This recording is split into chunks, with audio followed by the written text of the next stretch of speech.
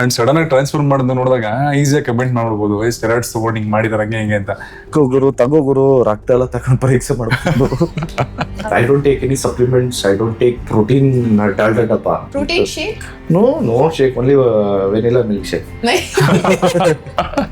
ರಮೇಶ್ ಅಣ್ಣ ಇದ್ದಾರೆ, ರವಿಚಂದ್ರನ್ ಸರ್ ಇದ್ದಾರೆ, ರವಿಶಂಕರ್ ಸರ್ ಇದ್ದಾರೆ, ನಮ್ಮ ಸುದೀಪ್ ಸರ್ ಇದ್ದಾರೆ, ಸುಚೀಂದ್ರ ಪ್ರಸಾದ್ ಸರ್ ಇದ್ದಾರೆ. ಈ ಇಂಡಸ್ಟ್ರಿಲಿ ಸಸ್ಟೈನ್ ಆಗೋದು ಸಿಕ್ಕಾಪಟ್ಟೆ ಕಷ್ಟ. ಮತ್ತೆ ಎಷ್ಟೋ ಡೆಕೆಡ್ಸ್ ಸಸ್ಟೈನ್ ಆಗಿದ್ದಾರೆ ಅಂದ್ರೆ only there is no short cut. So first ನಾವು ಜೂನಿಯರ್ಸ್ ಆಗಿ ಫಸ್ಟ್ ನಾವು ಅದನ್ನ ಬೇಸಿಕ್ ಕಲಿಯೋದು. Sudeep sir perfect character. ಅದಕ್ಕೆ KD ಅಂದಿದ ತಕ್ಷಣ ಬರೀ ರೋಡಿಸಮು, ಬರೀ ವೈಲೆನ್ಸ್ ಇಲ್ಲದೆ. ಹಾಯ್ ಎಲ್ರಿಗೂ ನಮಸ್ಕಾರ, ನಾನ್ Manu and welcome to Khadak cinema. ಇವತ್ತು ನನ್ನ ಜೊತೆ ನನ್ನ ಶೋ ಅಲ್ಲಿ the most expected cinema of the year KD cinema ತಂಡದಿಂದ ನಾಯಕ ನಟ ಆಗಿರುವಂತಹ ಆಕ್ಷನ್ ಪ್ರಿನ್ಸ್ ಧ್ರುವ ಸರ್ಜಾ ಅವರಿದ್ದಾರೆ, ಹಾಗೆ ನಟಿ ಆಗಿರುವಂತಹ ರೇಷ್ಮಾ ನಾನಯ್ಯ ಅವರಿದ್ದಾರೆ. Welcome to the show. Welcome to the show. ಹೇಗಿದ್ದೀರಾ? ಥ್ಯಾಂಕ್ ಯು ಸೋ ಮಚ್, ಚೆನ್ನಾಗಿದ್ದೀನಿ. ಎಲ್ಲ ವೀಕ್ಷಕರಿಗೂ ನಮಸ್ಕಾರ. ಎಸ್, KD ಅಂದ ತಕ್ಷಣ ನನಗೆ ಲಾಂಗ್ ಜರ್ನಿ ಜ್ಞಾಪಕ ಆಗುತ್ತೆ. 2 ತರ ಲಾಂಗ್ ಜರ್ನಿ. ಒಂದು, ನೀವು ಕೈಯಲ್ಲಿ ಇಟ್ಕೊಂಡು ಲಾಂಗು. ಎರಡನೇದು, ಸಿನಿಮಾ ಇವಾಗ ಬರುತ್ತೆ ಅಂತ ಒಂದು ಡೇಟ್ ಹಾಕ್ತಿದ್ರಿ, ಮತ್ತೆ ಮುಂದಕ್ಕೆ ಹೋಗ್ತಿದ್ವಿ, ಎಲ್ಲಾರು ರೊಚ್ಚಿಗೆ ಎಬ್ಬಿಸ್ತಿದ್ರಿ, ಮತ್ತೆ ಮುಂದಕ್ಕೆ ಹೋಗ್ತಾ ಇದ್ರಿ. ಈ 2 ಲಾಂಗ್ ಜರ್ನಿ ಬಗ್ಗೆ ಒಂದು ಶಾರ್ಟ್ ಸ್ಟೋರಿ ಹೇಳಿ ಈಗ. ಇಲ್ಲ ಬ್ರೋ, ಇದು ಶಾರ್ಟ್ ಸ್ಟೋರಿ ಹೇಳಕ್ಕೆ ಆಗಲ್ಲ, ಲಾಂಗ್ ಸ್ಟೋರಿನೇ. ಲಾಂಗ್ ಸ್ಟೋರಿನೇ. Reasons are reasons. Blame games ಆಡೋದು ಬೇಡ. ಸೊ ಬಾಟಮ್ ಲೈನ್ ಏನು ಅಂದ್ರೆ, ಸಿನಿಮಾ ಬಂದು ಜನ ನೋಡ್ಲಿ ಅನ್ನೋದಕ್ಕೆಲ್ಲ ಸಿನಿಮಾ ಕಷ್ಟಪಟ್ಟು ಮಾಡಿರೋದು.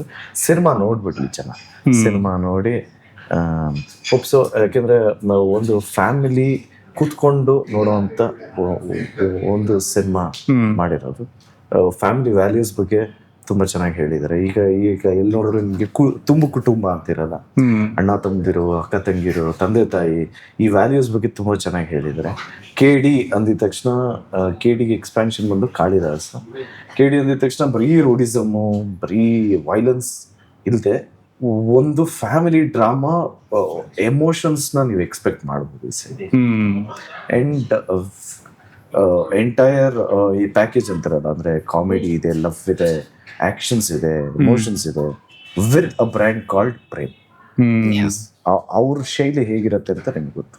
ಅವ್ರ ರೀರೆಕಾರ್ಡಿಂಗ್, ಅವ್ರ ಸಾಂಗ್ಸ್, ಕರೆಕ್ಟ್, ಅವರು ರೀರೆಕಾರ್ಡಿಂಗ್ ಮಾಡೋ ಔಟ್ಪುಟ್ ಮಿಕ್ಸಿಂಗ್ ಎಲ್ಲ ಅವ್ರಿಗೆ ಕೂತ್ಕೊಳ್ಳೋದ್ರಿಂದ ತುಂಬಾ ಡೀಟೇಲ್ ಆಗಿರುತ್ತೆ. ಪ್ರತಿಯೊಂದು ಎಫೆಕ್ಟ್ಸ್ ಆಗ್ಲಿ, ಒಂದು ಲಾಂಗ್ ಎಫೆಕ್ಟ್ ಆಗ್ಲಿ, ನಿಮ್ಗೆ ಗೊತ್ತಲ್ಲ ಅವ್ರ ಸಿನಿಮಾ. ಸೊ ಅಷ್ಟು ಡೀಟೇಲ್ ವರ್ಕ್ ಇರುತ್ತೆ. ಎಲ್ಲ ಟೆಕ್ನಿಷಿಯನ್ಸ್ ಅಷ್ಟೇ. ಪ್ರೇಮ್ ಸರ್ ಮೂವಿ ಅಂದ್ರೇನೆ ಒಂಚೂರು ಸ್ವಲ್ಪ ನಮ್ ಸಿನಿಮಾ ಅಂತ ಫೀಲ್ ಮಾಡ್ತಾರೆ. ಜನಗಳು ಎಲ್ಲ ಅಷ್ಟೊಂದು ಪ್ರೀತಿಸ್ತಾರೆ ನಿಮ್ನ. ಯಾವಾಗ ಬರುತ್ತೆ ಸಿನಿಮಾ ಅಂತೆಲ್ಲ ವೆಯ್ಟ್ ಮಾಡ್ತಾ ಇರ್ತಾರೆ. ಸ್ಟಾರ್ಟಿಂಗ್ 3 ಸಿನಿಮಾ ಮಾಡಿದಾಗ ಅದರದೇ ಬೇರೆ ಟೋನಲ್ಲಿ ಇತ್ತು, ಒಂದು ಲವರ್ ಬಾಯ್ ಇಮೇಜು ಆ ಥರ ಹೋಗ್ತಾ ಇತ್ತು. ಬಟ್ ನೆಕ್ಸ್ಟ್ 3 ಸಿನಿಮಾ ಅಂದರೆ ಪೊಗರು ಇಂದ, ಮಾರ್ಟಿನ್ ಇಂದ, KD ಅಂತ ಬಂದ ತಕ್ಷಣ ಎಕ್ಸ್ಪೆಕ್ಟೇಷನ್ ಜಾಸ್ತಿ ಆಯಿತು. At the same time PAN India, ಅದರದ್ದು ಒಂದು ರೀಚು ಜಾಸ್ತಿ, ಅದ್ರ ಕೆಲಸಗಳು ಜಾಸ್ತಿ, ಆ್ಯಂಡ್ ಸಿನಿಮಾಗೆ ಬೇಕಾಗಿರುವಂತಹ ವಿಷಯಗಳು ಜಾಸ್ತಿ ಆಯಿತು, ಟೈಮ್ ಕನ್ಸಪ್ಷನ್ ಜಾಸ್ತಿ ಆಯಿತು. ಸೊ ಈ ವಿಷಯ ಅಂತ ಬಂದಾಗ ಅಂದರೆ ಅಲ್ಲಿ ವಾಟ್ ಇಸ್ ದ ಕ್ರೈಟೀರಿಯಾ ಅಂದ್ರೆ, ಈ ಸಿನಿಮಾ ನೆಕ್ಸ್ಟ್ ಮಾಡಬೇಕು ಅಂತ ಯೋಚನೆ ಮಾಡಿದಾಗ ತುಂಬಾ ಪ್ರೆಷರ್ ಇರುತ್ತಾ? ಇಲ್ಲ ಲಾಸ್ಟ್ ಸಿನಿಮಾಗೆ ತುಂಬಾ ಟೈಮ್ ತಗೊಂಡ್ಬಿಟ್ಟಿದ್ದೀನಿ, ಈ ಸಿನಿಮಾಗೆ ಬೇಗ ಮುಗಿಸ್ಬೇಕು ಅಂತ. At the same time last ಸಿನಿಮಾಗಿಂತ ಈ ಸಿನಿಮಾ ಇನ್ನೂ ಬೆಟರ್ ಆಗಬೇಕು ಅನ್ನೋ ಪ್ರೆಷರ್ ಇರುತ್ತೆ. ಕ್ರೈಟೀರಿಯಾ ಏನು ಧ್ರುವ ಸರ್ಜಾ ಅವ್ರಿಗೆ? ಬೆಟರ್ ಆಗಬೇಕು ಅನ್ನೋದು ಕರೆಕ್ಟ್. ಅಂದ್ರೆ ನಮ್ಗೆ ಕೊಟ್ಟಿರುವಂತ ಪಾತ್ರದಲ್ಲಿ ನಾವು ಇನ್ನೂ ಇನ್ವಾಲ್ವ್ ಆಗಬೇಕು, ಈ ಪಾತ್ರ ಇನ್ನೂ ಯಾವ ತರ ವರ್ತಿಸ್ತಿತ್ತು ಅನ್ನೋದು ಬೆಟರ್ಮೆಂಟ್ ಮಾಡ್ಕೊಂಡು ಹೋಗ್ತಾ ಇರ್ತೀವಿ. ಬಿಕಾಸ್ ಒಬ್ಬೊಬ್ರಿಗೆ ಒಂದೊಂದು ಪಾತ್ರ ಇರುತ್ತೆ. ಆ ಪಾತ್ರದ ಜೊತೆ ನಾವು ಹೇಗೆ ನಡ್ಕೊಬೇಕು, ಅಂದ್ರೆ ಯಾವ ತರ ಎಕ್ಸ್ಪ್ರೆಷನ್ ಇಷ್ಟೇ ಕೊಡಬೇಕು, ಅದೆಲ್ಲ ಡೈರೆಕ್ಟ್ರು ಚೆನ್ನಾಗಿ ಅವ್ರಿಗೊಂದು ಕ್ಲಾರಿಟಿ ಇತ್ತು. ಈ ಪಾತ್ರ ಈ ಸಂದರ್ಭದಲ್ಲಿ ಇಷ್ಟೇ ರಿಯಾಕ್ಟ್ ಮಾಡ್ತಾನೆ. ಬಟ್ ಮೇಜರ್ಲಿ ಟೈಮ್ ಕನ್ಸೆಪ್ಷನ್ ಅನ್ನೋದು ಪ್ಯಾನ್ ಇಂಡಿಯಾಗೆ ಇಂಟರ್ಲಿಂಕ್ ಅಥವಾ ಬೇರೆ? There is one more thing. ನಾನ್ ಪರ್ಸನಲಿ ಈ ಮೂವಿ ಪ್ಯಾನ್ ಇಂಡಿಯಾ ಆಗೋಗುತ್ತೆ, ಇನ್ನೇನು ಆಗೋಗುತ್ತೆ ಅಂತೆಲ್ಲ ಮಾಡಿದ್ವಿ. ನಿಜವಾಗ್ಲೂ ಅಚ್ಚುಕಟ್ಟಾಗಿ ಶ್ರದ್ಧೆಯಿಂದ ನಮ್ಮ ಸಿನಿಮಾ ಮಾಡಿದೀವಿ. ಲಾಸ್ಟ್ 3 ಸಿನಿಮಾಗಳಿಗೂ ಆ ಇಂಟೆನ್ಷನ್ ಇರಲಿಲ್ಲ ನಿಮ್ದು, ಅಂದ್ರೆ ಪ್ಯಾನ್ ಇಂಡಿಯಾಗೆ ಮಾಡಬೇಕು, ಅದಕ್ಕೋಸ್ಕರ ಟೈಮ್ ಕನ್ಸೆಪ್ಷನ್ ಆಗ್ತದೆ? ಇಲ್ಲ, ಮಾರ್ಟಿನ್ಗಿತ್ತು ಇತ್ತು. ಜೆನ್ಯೂನ್ ಆಗಿ ಮಾರ್ಟಿನ್ಗೆ ಓಕೆ ಎಲ್ಲ ಇದು. ಯಾಕೆಂದ್ರೆ ಮಾರ್ಟಿನಲ್ಲಿ ನಾನು ಫಸ್ಟ್ ಚಾನ್ಸ್ ಕೊಟ್ಟಿದ್ದು ಡೈರೆಕ್ಟರ್ APS. ಅದರಲ್ಲಿ ಅದ್ದೂರಿಯಲ್ಲಿ ಏನೇನ್ ಮಾಡಿದ್ವಿ ಎಲ್ಲ ಉಲ್ಟಾ ಮಾಡೋಣ ಅಂತ. ಯಾಕೆಂದ್ರೆ ವೈಬ್ರೆಂಟ್ ಕ್ಯಾರೆಕ್ಟರ್ ಅದ್ದೂರಿ, ತುಂಬಾ ಟಾಕೆಟಿವ್.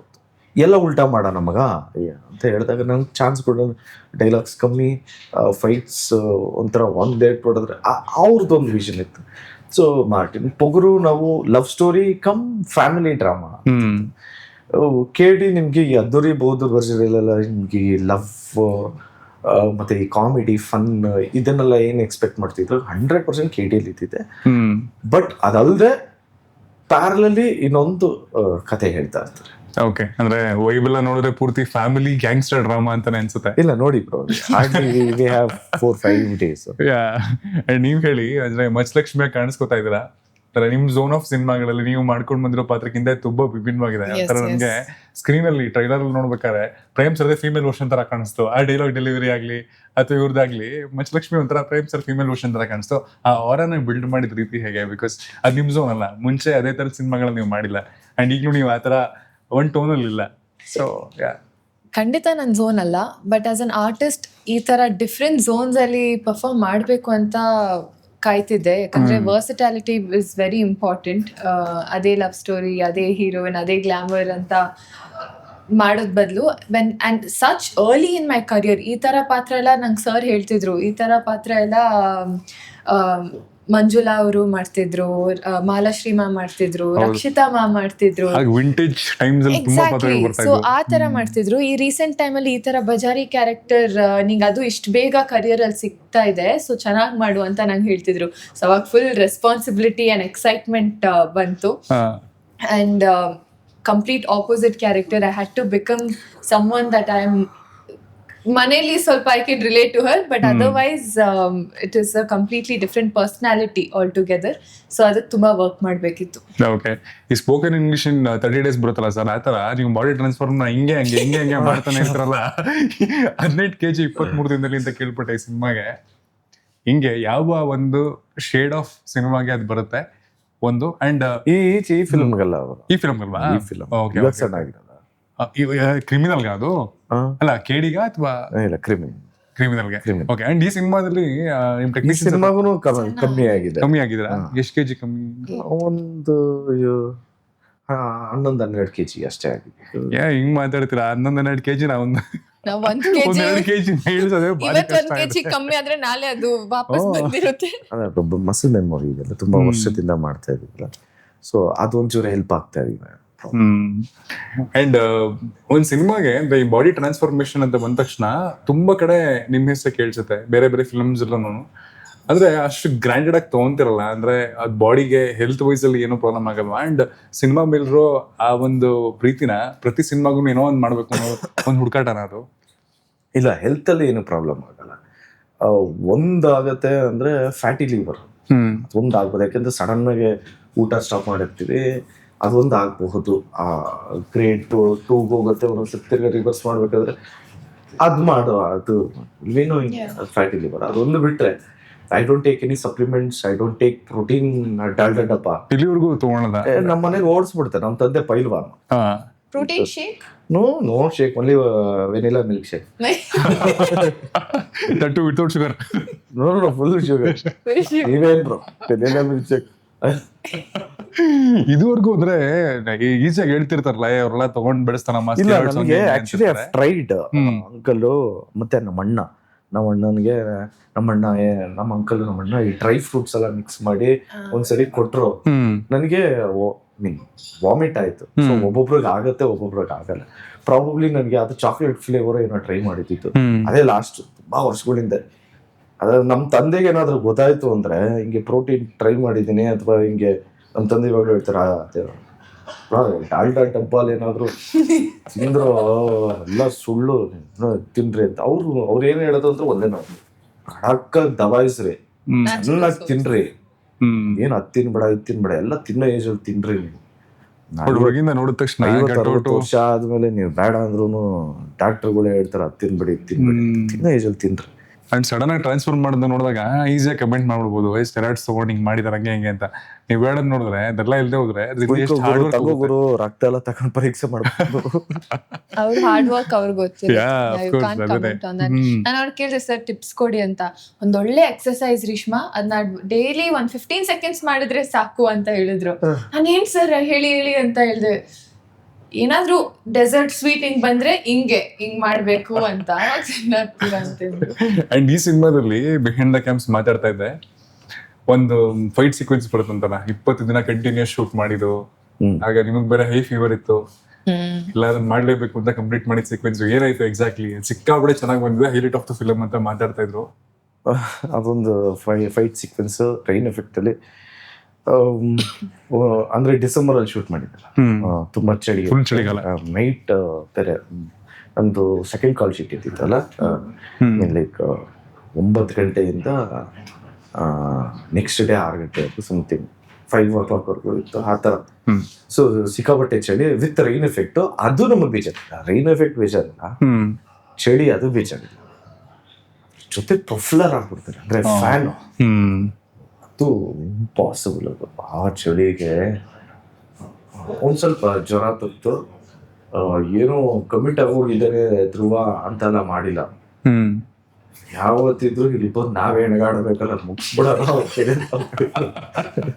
ಯಾವ್ದು ಹುಷಾರಿಲ್ಲ ಅಂದ್ರೆ 3 ದಿವಸ ರಜಾ, ಅದಾದ್ಮೇಲೂ ತಿರ್ಗಾ ನಾವೇ ಬಂದ್ ಮಾಡ್ಬೇಕಲ್ಲ, ಒಂದ್ ಫ್ಲೋಲ್ ಇದೀವಿ ದವಾಯಿಸ್ಬಿಡೋಣ ಅಂತ. ಆ ತರದ ಬೇಜಾನ್ ಎಕ್ಸ್ಪೆರಿಮೆಂಟ್ ಗಳೆಲ್ಲ ಈ ಸಿನಿಮಾದಲ್ಲಿ ಆಗಿದೆಯಾ? ಖಂಡಿತ.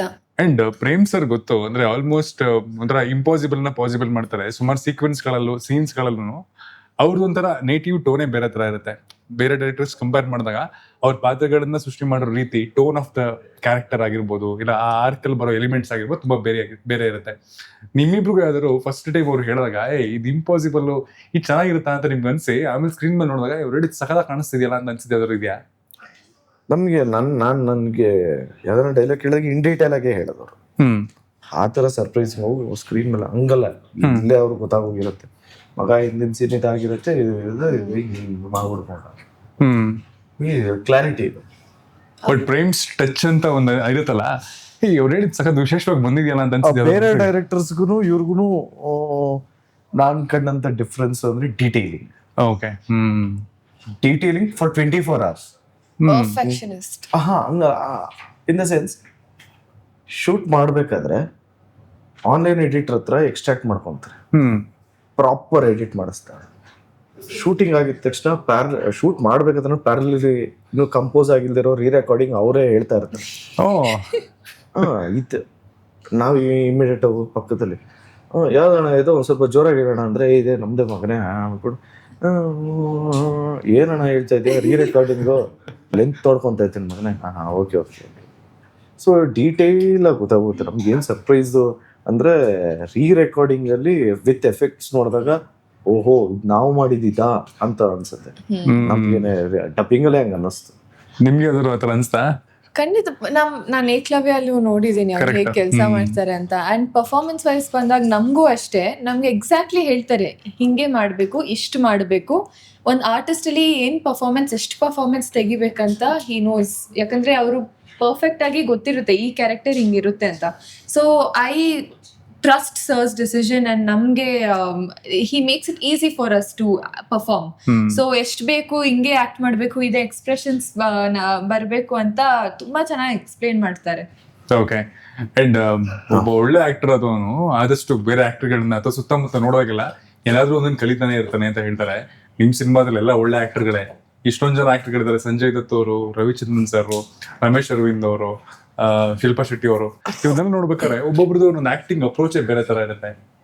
ಸೊ ಇದರಿಂದ ಕಲ್ತಿದ್ದಾಗಿರ್ಬೋದು, ಇಲ್ಲ ಕದ್ದಿದ್ದಾಗಿರ್ಬೋದು, ಏನಾದ್ರು ವಾವ್ ಇದು ಒಂದು ಒಳ್ಳೆ ಫ್ಯಾಕ್ಟರ್ ಅಲ್ಲ, ಒಳ್ಳೆ ಕ್ವಾಲಿಟಿ ಅಲ್ವಾ ಒಬ್ಬ ಆರ್ಟಿಸ್ಟ್ಗೆ ಅಂತ ನಿಮ್ಗೆ ಅನ್ಸಿದ್ ಯಾವ್ದು? ಅದೇ ಸರ್ ಮುಂಚೆನೂ ಹೇಳ್ತಿದ್ರು 3-4 ಕ್ವಾಲಿಟೀಸ್ಗಿಂತ ಇವಾಗ ನಾವು ಆಕ್ಟಿಂಗ್ ಮಾಡ್ಬೇಕಾದ್ರೆ ಡೌನ್ದಲ್ಲಿ ನಾವು ಯೂಸ್ ಮಾಡ್ಬೇಕಾದ್ರೆ ಅವಾಗ ರಿಯಲೈಸ್ ಆಗುತ್ತೆ ಊರಿಂದ ಕಲ್ತಿದ್ವು ಅಂತ. ನಾನ್ ಏನ್ ಹೇಳೋದು ಅಂದ್ರೆ, ಸೀನಿಯರ್ ಆಕ್ಟರ್ಸ್ ನಾನು ವರ್ಕ್ ಮಾಡಿರೋದ್ರಲ್ಲಿ ರಮೇಶ್ ಅಣ್ಣ ಇದಾರೆ, ರವಿಚಂದ್ರನ್ ಸರ್ ಇದ್ದಾರೆ, ರವಿಶಂಕರ್ ಸರ್ ಇದ್ದಾರೆ, ನಮ್ಮ ಸುದೀಪ್ ಸರ್ ಇದ್ದಾರೆ, ಸುಚೀಂದ್ರ ಪ್ರಸಾದ್ ಸರ್ ಇದ್ದಾರೆ. ಸೊ ಎಲ್ಲಾರು ಸೀನಿಯರ್ ಆಕ್ಟರ್ಸ್. ನಾವು ಇವ್ರುಗಳಿಂದ ನಾನು ಇವಾಗ ಸುಳ್ಳು ಇಮಿಡಿಯೇಟ್ ಆಗಿ ಹೇಳ್ಬಿಡ್ಬೋದು. ಎಷ್ಟು ಚೆನ್ನಾಗಿ ಡೈಲಾಗ್ಸ್ ತಗೊಂಡು ಮಾಡ್ತಾರೆ ಗೊತ್ತಾ. ಹಂಗಲ್ಲ, ನಾನು ಸುಳ್ಳು ಹೇಳ್ದೆ. ನಾವು ಅವ್ರ ಜೂನಿಯರ್ಸ್ ಆಗಿ ಬೇಸಿಕ್ ನಾವು ಏನು ಕಲಿಬೇಕು, ಮತ್ತೆ ನಾನೇನು ಅವರಿಂದ ಏನು ಕಲಿತೆ ಅಂದರೆ ಜೆನ್ಯೂನ್ ಆಗಿ ಈ ಇಂಡಸ್ಟ್ರಿಯಲ್ಲಿ ಸಸ್ಟೈನ್ ಆಗೋದು ಸಿಕ್ಕಾಪಟ್ಟೆ ಕಷ್ಟ. ಮತ್ತೆ ಎಷ್ಟೋ ಡೆಕೆಡ್ಸ್ ಸಸ್ಟೈನ್ ಆಗಿದ್ದಾರೆ ಅಂದರೆ ಓನ್ಲಿ ಫಾರ್ ಒನ್ ರೀಸನ್, ಒಂದು ಟ್ಯಾಲೆಂಟು, ಇನ್ನೂ ಒಂದು ಹಾರ್ಡ್ ವರ್ಕ್. ಈ ಈ ಈ ಸಕ್ಸಸ್ಗೆ ಮತ್ತೆ ಇಷ್ಟು ವರ್ಷಗಳು ಇವರೆಲ್ಲ ಇಂಡಸ್ಟ್ರಿಯಲ್ಲಿ ಇದ್ದಾರೆ ಅಂದರೆ there is no short cut. They didn't choose that way, hard ವೇನೇ ಟ್ರೈ ಮಾಡಿದರೆ ಅದಕ್ಕೆ ಇನ್ನು ಇಷ್ಟು ವರ್ಷ ಇದೆ. ಇಷ್ಟು ವರ್ಷ ಇದ್ದು ಅವ್ರುಗಳು ನೋಡ್ದಿರೋಂಥ ಸಕ್ಸಸ್ ಇಲ್ಲ, ಅವ್ರುಗಳು ನೋಡ್ದಿರೋ ಅಪ್ ಆ್ಯಂಡ್ ಡೌನ್ಸ್ ಇಲ್ಲ, ಅಪ್ಸ್ ಆ್ಯಂಡ್ ಡೌನ್ಸ್. ಸೊ ಈ ಇಷ್ಟೆಲ್ಲ ಆದ್ಮೇಲೂ ಅವ್ರುಗಳ ತಲೆ ನಿಲ್ತಾ ಇದೆ. ಸೊ ಫಸ್ಟ್ ನಾವು ಜೂನಿಯರ್ಸ್ ಆಗಿ ಫಸ್ಟ್ ನಾವು ಅದನ್ನ ಬೇಸಿಕ್ ಕಲಿಯೋದು. ಎಂತಹ ಸೂಪರ್ ಸ್ಟಾರ್ ಆದ್ರೂ ಫಸ್ಟ್ ತಲೆ ನಿಲ್ಲಿಸ್ಬೇಕು. ಅದು ನಾನು ಸುದೀಪ್ ಸರ್ ಅಲ್ಲೇ ಆಗ್ಬೋದು, ಸುಚೀಂದ್ರ ಪ್ರಸಾದ್ ಸರ್ ಅಲ್ಲೇ ಆಗ್ಬೋದು, ರಮೇಶ್ ಅಣ್ಣ, ರವಿಚ್, ಇವ್ರುಗಳಿಂದ ನಾನು ಕಲ್ತಿರೋದು ಅದು. ಇನ್ಫ್ಯಾಕ್ಟ್ ನಮಗೆ ಇವಾಗ ನಾವು ಅವ್ರುಗಳಿಂದ ಏನು ಕಲ್ತ್ವಿ ಅಂತ ಹೇಳಿದ್ರೆ ಶೂಟಿಂಗಲ್ಲಿ ಅದೇ ಮಾರ್ಕ್ ನಿಂತ್ಕೊಳ್ಳೋದು ಇದಲ್ಲದೆ ನಾವು ಬೇರೆ ನೆಕ್ಸ್ಟ್ ಮೂವಿ ಮಾಡಿದಾಗ ಬೇರೆಯವ್ರ ಜೊತೆ ಆಕ್ಟ್ ಮಾಡಿದಾಗ ನಮ್ಗೆ ಅನ್ಸುತ್ತೆ, ಓ ಇವ್ರ ಜೊತೆ ನಾವ್ ಹಿಂಗ್ ಮಾಡಿದ್ವಿ, ಓ ಇವ್ರು ಹಿಂಗ್ ಹೇಳ್ಕೊಟ್ಟಿದ್ರು, ಲೆಟ್ಸ್ ಅದನ್ನ ನಾವು ಅಡಾಪ್ಟ್ ಮಾಡ್ಕೊಳ್ಳೋಣ ಇಲ್ಲಿಗೆ ಅಂತ ನೆಕ್ಸ್ಟ್ ಮೂವಿ ಮಾಡಿದಾಗ ನಮ್ಗೆ ಇದೆಲ್ಲ ನೆನಪಾಗುತ್ತೆ. ಇದನ್ನ ರಮೇಶನಿಂದ ನಾವು ಕಲ್ತಿದ್ವಿ, ಓಕೆ ಇದು ನಾವು ಸುದೀಪ್ ಸರ್ ಇಂದ ಕಲ್ತಿದ್ವಿ.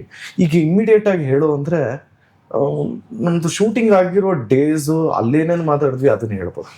But take away from your seniors ಇದು ಇದೆ ಬೇಸಿಕ್ ಅಂತ ಅನ್ಸದೆ ಮೇಜರ್. ಅದೇ ಆನ್ ಸ್ಕ್ರೀನ್ ಹೀರೋಸ್ಗಿಂತ off screen why they called heroes ಅಂತ when we see meet them in person ಅವಾಗ ಗೊತ್ತಾಗುತ್ತೆ ಎಷ್ಟು ಗ್ರೌಂಡೆಡ್ ಆಗಿ, ಎಷ್ಟು ಡಿಸಿಪ್ಲಿನ್ಡ್ ಆಗಿ, ಆ ಹೆಡ್ ವೇಟ್ ಇಲ್ಲದೆ ಎಷ್ಟು ಲವಲವಿಕೆಯಿಂದ ನಮ್ಮ ಒಟ್ಟಿಗೆ ಮಾತಾಡ್ತಾರೆ, ಆ ರೆಸ್ಪೆಕ್ಟ್, ಮ್ಯೂಚುವಲ್ ರೆಸ್ಪೆಕ್ಟ್ ಕೊಡ್ತಾರೆ. ಸೊ ಅದೆಲ್ಲ ನೋಡ್ಬೇಕಾದ್ರೆ it sets inspiration for us. And ಸುಮಾರು ಸಿನಿಮಾಗಳಲ್ಲಿ ಕ್ಯಾಮಿಯೋ ಪಾತ್ರಗಳನ್ನ ನೋಡಿರ್ತೀವಿ, ಬಂದು ತುಂಬಾ ವೇಟೇಜ್ ನ ಆಡ್ ಮಾಡಿರುತ್ತೆ. ಅಷ್ಟೇ ಹಲವಾರು ಸಿನಿಮಾಗಳಲ್ಲಿ ಕ್ಯಾಮಿಯೋನೇ ಬೇಕಿರ್ಲ್ವಲ್ಲಪ್ಪ ಯಾಕೆ ಅಂತೆಲ್ಲ ಅನಿಸ್ತಿರುತ್ತೆ. ಇಷ್ಟೊಂದು ಮೇಜರ್ ಕ್ಯಾರೆಕ್ಟರ್ಸ್ಗಳ ಮಧ್ಯೆ ಕಾಲಭೈರವ ಅನ್ನೋ ಒಂದು ಕ್ಯಾರೆಕ್ಟರ್ನ ರೀಸೆಂಟ್ ಆಗಿ ಲಾಂಚ್ ಮಾಡಿದ್ರಿ, ಸುದೀಪ್ ಸರ್ ಇದ್ದಾರೆ ಅದರಲ್ಲಿ ಅಂತ. ಈ cameo with or without KD ಹೇಗೆ ಮ್ಯಾಟರ್ ಆಗುತ್ತೆ? ಡೆಫಿನೆಟ್ಲಿ ತುಂಬಾ ವೇಟೇಜ್ ಇರುವಂತ ಕ್ಯಾರೆಕ್ಟರ್. ಇದ್ರ ಮೇಲೆ ನಾನು ಇನ್ನೂ ರಿಲೀಸ್ ಆದ್ಮೇಲೆ ಸುದೀಪ್ ಸರ್ ಪರ್ಫೆಕ್ಟ್ ಕ್ಯಾರೆಕ್ಟರ್ ಅದಕ್ಕೆ ರಿಲೀಸ್ ಆಗೋಗ್ಲಿ ಖಂಡಿತ. ಓಕೆ, ಫೈನಲಿ ಒಂದು ಖಡಕ್ ಮೂಮೆಂಟ್ ಇದೆ ಈ ಸಿನಿಮಾದಲ್ಲಿ. ನಮ್ಮ ಚಾನಲ್ ಹೆಸರು ಖಡಕ್ ಸಿನಿಮಾ ಅಂತ. ಸೊ ಒಂದು ಖಡಕ್ ಮೂಮೆಂಟ್ ಇದೆ. ಈವನ್ ಆಫ್ಟರ್ KD ಶೂಟ್ ಎಲ್ಲ ಮುಗಿಸಿ ಇವತ್ತಿಗೂ ಪ್ರಮೋಷನ್ಸ್ ಓಡಾಡ್ತಿದ್ದೀರಾ, ನಾನು ರಿಲೀಸ್ ಆಗುತ್ತೆ ಸಿನಿಮಾ. ಇವತ್ತು KD ಇದ್ದ ತಕ್ಷಣ ಪಟ್ಟಂತ ತಲೆಗೆ ಬರೋದು, ನಿದ್ದೆಯಿಂದ ಇದ್ರು ವಾವ್ ಅಂತ ನಿಮ್ಗೆನೆ ಒಂದು ಖುಷಿ ಕೊಡುವಂತಹ ಮೂಮೆಂಟ್ KD ಇದ್ರೆ ಅದು ಯಾವುದು? Screen play. Any particular portion ಅಥವಾ ಒಂದು ಇನ್ಸಿಡೆಂಟ್ ಹೇಳ್ಬೋದಾ ಮೂಮೆಂಟ್ ಅಂತ? ಸೆಕೆಂಡ್ ಹಾಫ್ ಅಲ್ಲಿ ಬರೋ ಒಂದು ಕೆಲವು ಬಂಚ್, ಕಂಟಿನ್ಯೂಸ್ ಆಗಿ ಕೆಲವು ಬಂಚಸ್ ಬರುತ್ತೆ, ಆ ಬಂಚ್ ನಿಮ್ಗೆ ಸೇಮ್ ಸೆಕೆಂಡ್ ಹಾಫ್ ಅಲ್ಲಿ ಹೇಗೆ ಎಮೋಷನ್ಸ್ ಕ್ಯಾರಿ ಆಗಿದೆ. Full meals cinema, but second half ಅಲ್ಲಿ ಆ ಎಮೋಷನ್ಸ್ ಹೆಂಗ್ ಕ್ಯಾರಿ ಆಗಿದೆ and couple of single takes long shots ಇದಾವೆ. ಸೊ ಅದೆಲ್ಲ ನೋಟಿಸ್ ಮಾಡಿದಾಗ we feel wow. Okay, finally cinema ಥಿಯೇಟರ್ಗಳಲ್ಲಿ ಕೊನೆಗೂ ಅಫಿಷಿಯಲಿ 30 ತಾರೀಕು ಏಪ್ರಿಲ್ ಫೈನಲಿ. ಸೊ ನಮ್ಮ ಆಡಿಯನ್ಸ್ಗೆ ಏನಾದ್ರು ಹೇಳೋದಾದ್ರೆ it's a time. So finally ಇದೆ ಏಪ್ರಿಲ್ 30 ತಾರೀಕು ಚಿತ್ರ ಬಿಡುಗಡೆ ಆಗ್ತದೆ. ದಯವಿಟ್ಟು ಎಲ್ಲರೂ ಕುಟುಂಬದ ಸಮೇತ ಚಿತ್ರಮಂದಿರಕ್ಕೆ ಬಂದು ಚಿತ್ರ ನೋಡಿ ನಮ್ಮೆಲ್ರಿಗೂ ಆಶೀರ್ವಾದ ಮಾಡಿ ಅಂತ ರಿಕ್ವೆಸ್ಟ್ ಮಾಡ್ತಾ ನಾನು ಮಾತು ಮುಗಿಸ್ತಾ ಇದ್ದೀನಿ. Thank you so much. ಜೈ ಶ್ರೀರಾಮ್. ಸೊ ಇದೇ ಏಪ್ರಿಲ್ 30 KD ಸಿನಿಮಾ ರಿಲೀಸ್ ಆಗ್ತಿದೆ. ಎಲ್ಲರೂ ಥಿಯೇಟರ್ಗೆ ಹೋಗಿ ನಮ್ಮ ಸಿನಿಮಾನ ನೋಡಿ ಸಪೋರ್ಟ್ ಮಾಡಿ ಅಂತ ಕೇಳ್ಕೊತೀನಿ. All the very best.